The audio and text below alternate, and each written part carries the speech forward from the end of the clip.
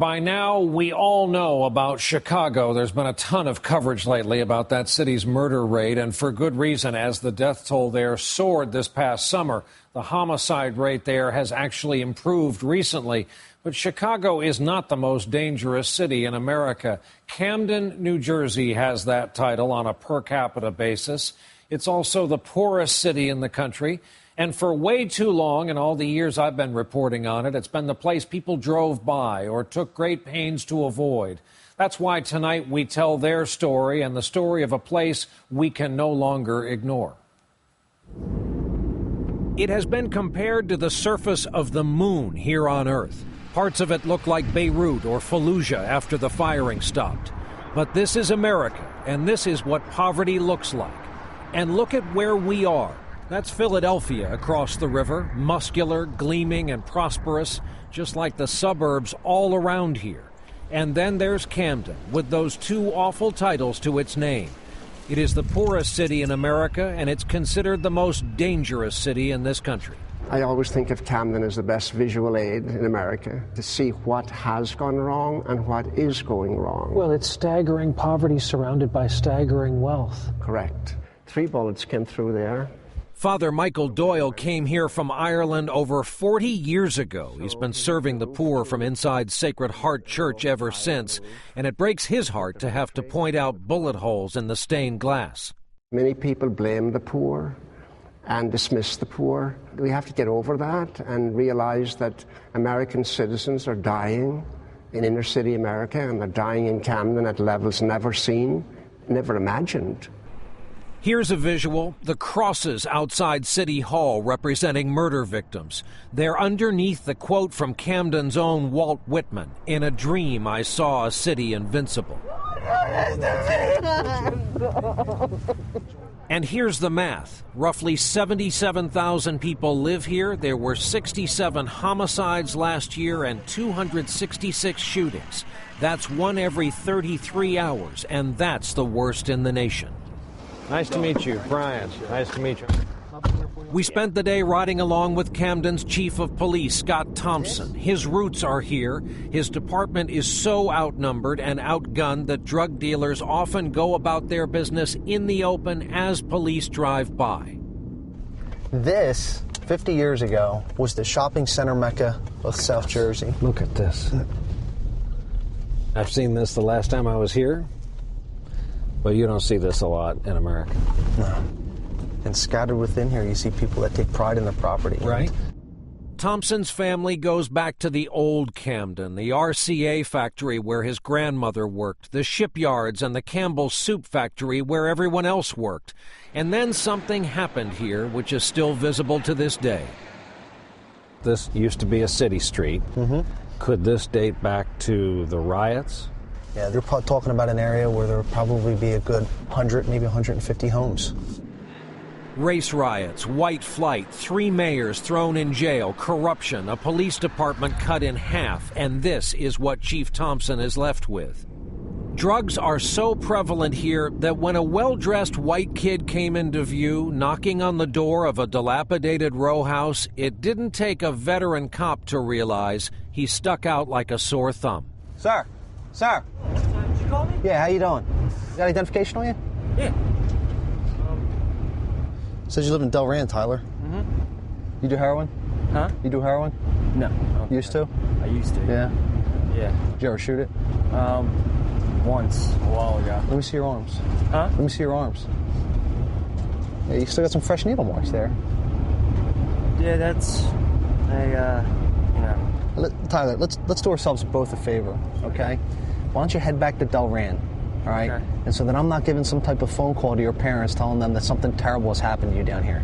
Thank you, brother. All right, thank you. On some blocks, it's as if everyone walking around is up to no good because most people stay inside in their row houses to stay alive. It's gotten to the point where even in our daytime hours in this city, people are scared to leave their homes. And this is the United States of America. Children should not have to fear even sitting on their own front steps. This year's murder rate has already doubled from this time last year. How do you not lose hope? My reward in all of this, and what keeps me going is the connection that I have with the people that live here. Chief Thompson met a young mom named Chrissy Rodriguez after she lost the father of her 2 boys in a drug-related shooting last summer. When she told the chief how her 6-year-old son Anthony was struggling with the loss, it stayed with him. He had told his mother that he wanted to slice his own throat so that he could go see his daddy. So I got down and talked to Anthony for a little while that day, and I told him how, I lost my dad when I was a little boy too, and your dad's still here. You can talk to him, and when you're laying in bed at night, close your eyes and he's there. Hey, Chrissy, how are you? How's everything going? Chrissy was born and raised here, and she now lives on one of the most dangerous blocks in this city with her 2 children. When you're walking with them, do you feel like you're their protector? Yeah. Even if I'm scared, I'm mom. I'm superwoman to them. It doesn't matter. And I never showed them that I'm scared, because I never want them to be scared. The worst day, though, and the day you measure everything by, is the day you lost your kid's father. Mm-hmm. Will it ever get better, or is that kind of a thing that has marked you forever? It's marked me, but as an adult, I know how to get over. I can get over it. It's something that I can settle with and place it somewhere. But for my boys, my little one, my 4-year-old, not so much. But my 6-year-old, he's really marked by it. Anthony and his 4-year-old brother often hear gunshots on the sidewalk outside their windows. He watched someone die right there. He's 6. Chrissy works hard as a mom and works as a teaching assistant on a local college campus, but it's part-time. It only pays about $700 a month, and she doesn't see a way out. So you got no choice temporarily. Mm-hmm. It's hard. Like, my kids don't get to go outside. They don't get to play. There's no park around here that I can take them to. Outdoors in this city is often not an option. It's a tragedy, but you could get yourself killed. So people congregate in safe places, like inside the steel walls of this Camden City water tower. Inside this water tower is their safe haven.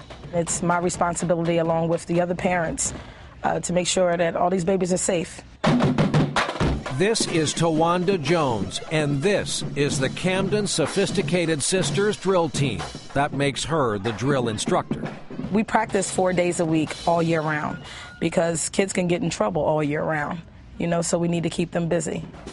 These girls have to keep a C average to stay on the team, and it gives them some order, some rhythm to their lives. Tawanda's been volunteering her time for over 25 years. All of her graduates finish high school, and many go on to college.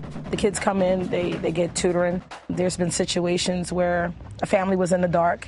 We've fed some. It's whatever the kids need. Money is tight. It all comes from fundraisers. Space is tight. It's a water tower, after all, and they turn away 300 applicants every year.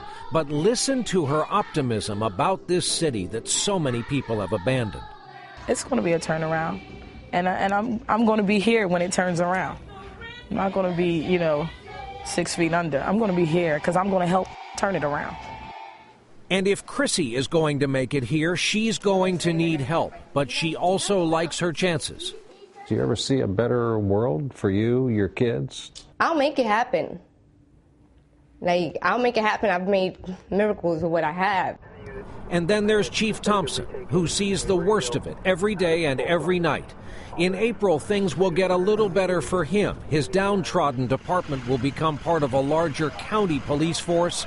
That will mean about 200 more officers to stare down the drug dealers. And back to Walt Whitman, that quote about this city invincible.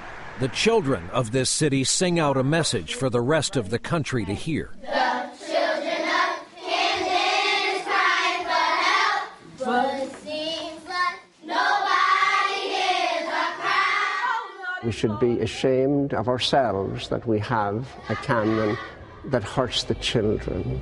But with a spirit in poor people, we might be invincible in that regard. I say we put this song together. That human beings do not give up.